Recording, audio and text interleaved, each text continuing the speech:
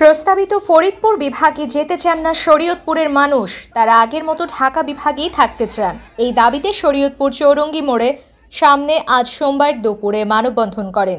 পরে শরীয়তপুর ঢাকা সড়ক আটকে অবস্থান কর্মসূচি পালন করে জাগো শরীয়তপুর নামে বেসরকারি একটি সংগঠন। অবস্থান কর্মসূচির পরে একটি বিক্ষোভ মিছিল করে জেলা প্রশাসককে স্মারকলিপি প্রদান করে। তারা প্রস্তাবিত ফরিদপুর বিভাগ থেকে শরীয়তপুর জেলার নাম প্রত্যাহারের দাবি জানায়। এর আগে গত বৃহস্পতিবার ২রা সেপ্টেম্বর মন্ত্রী পরিষদ বিভাগের কমিটি বিষয়ক শাখার অতিরিক্ত সচিব কমিটি অর্থনৈতিক মোহাম্মদ হুমায়ুন কবিরের সই করা এক প্রজ্ঞাপন জারি করা হয়, যাতে বলা হয় এবার পদ্মা ও মেঘনা নামে বিভাগ গঠন হচ্ছে না, তবে ফরিদপুর ও কুমিল্লা নামে আলাদা বিভাগের প্রস্তাব অনুমোদন দিতে যাচ্ছে অন্তর্বর্তীকালীন সরকার। এ খবরে ফুঁসে উঠেছে শরীয়তপুরের সর্বস্তরের মানুষ। তারা চাইছে শরীয়তপুর ঢাকা বিভাগের সাথেই থাকবে, কোনো ক্রমেই তারা ফরিদপুর বিভাগের সাথে যুক্ত হবে না। প্রয়োজনে আগামীতে আরও কঠোর আন্দোলন করবে। এ সময় বক্তারা বলেন, শরীয়তপুরবাসীর প্রাণের দাবি, ঢাকা বিভাগ ছাড়ব না, ফরিদপুর বিভাগে যাব না। শরীয়তপুর জেলার সর্বস্তরের মানুষ ঢাকা বিভাগ ছেড়ে ফরিদপুর বিভাগে না যাওয়ার ব্যাপারে ঐক্যবদ্ধ এবং দৃঢ় প্রতিজ্ঞ।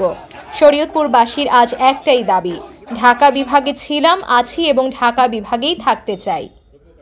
আমরা ইতিমধ্যে অবগত হয়েছি যে শরীয়তপুরকে ফরিদপুর বিভাগের সাথে রাখতে চায়। ফরিদপুর এবং কুমিল্লা বিভাগ ঘোষণা করার চেষ্টা হচ্ছে, প্রস্তাবনায় আছে। আমরা শরীয়তপুরবাসী, আমাদের প্রাণের দাবি, আমরা ঢাকার সাথে ছিলাম, আমরা ঢাকার সাথে থাকতে চাই। আমাদের গোপালগঞ্জে রাখা হয়েছে সার্কেল অফিসগুলো, যেটা ফরিদপুরের অন্তর্ভুক্ত।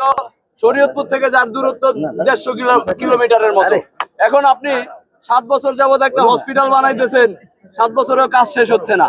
আমরা বারবার জিজ্ঞেস করি, সার্কেল অফিস, অমুক অফিস, তমুক অফিসের দোহাই দেয়। আমরা ঢাকাকে কেন বিভাগ রাখতে চাই? শুধুমাত্র একটাই কারণ এই যে শেখ হাসিনা বারবারই চেষ্টা করছে তার গোপালগঞ্জে সব ধরনের অফিস রাখার জন্য, এবং সে সেটাই করছে। ঠিক আছে, সো এই যে রোডসের অফিস বলেন, গণপূর্তের অফিস বলেন, সব অফিসগুলা গোপালগঞ্জে নিয়ে সে ফরিদপুরকে একটা বিভাগ বানাবে, এটা নিয়ে আমাদের আপত্তি নাই। কিন্তু শরীয়তপুরকে ফরিদপুরের সাথে নিতে আমরা দিব না। আমরা ঢাকার সাথে ছিলাম, ঢাকার সাথে আছি এবং ঢাকার সাথে থাকবো। সেই জন্য যত সংগ্রাম করতে হয় আমরা করব।